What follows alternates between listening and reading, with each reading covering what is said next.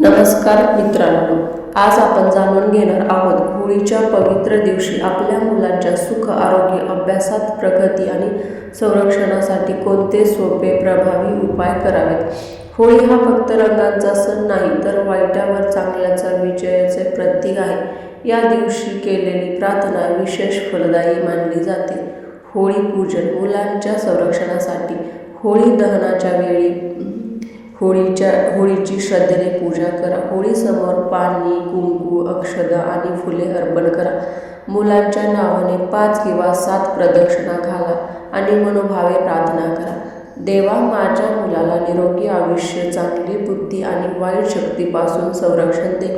या दिवशी प्रल्हाद यांच्या भक्तीची आठवण केली जाते, ज्याचे रक्षण श्री विष्णू यांनी केले होते। त्यामुळे हा दिवस संरक्षणासाठी अत्यंत शुभ मानला जातो।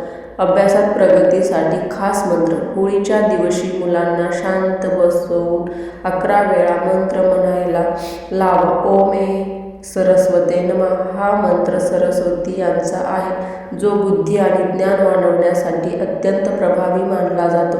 आरोग्य आणि दीर्घायुष्यासाठी संध्याकाळी 5 किंवा 11 वेळा महामृत्युंजय मंत्र म्हणायला लावा। ओम त्र्यंबक यजामहे हा मंत्र शिव यांना समर्पित आहे आणि आरोग्य संरक्षणासाठी अत्यंत शक्तिशाली मानला जातो।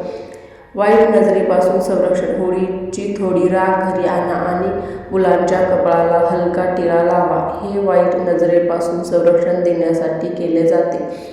लक्षात ठेवा, कोणत्याही मंत्रापेक्षा आई-वडिलांची मनापासून केलेली प्रार्थना अधिक शक्तिशाली असते। होळीच्या दिवशी प्रेमाने, सकारात्मक भावनेने आणि श्रद्धेने केलेला छोटासा उपायही मोठा आशीर्वाद देऊ शकतो।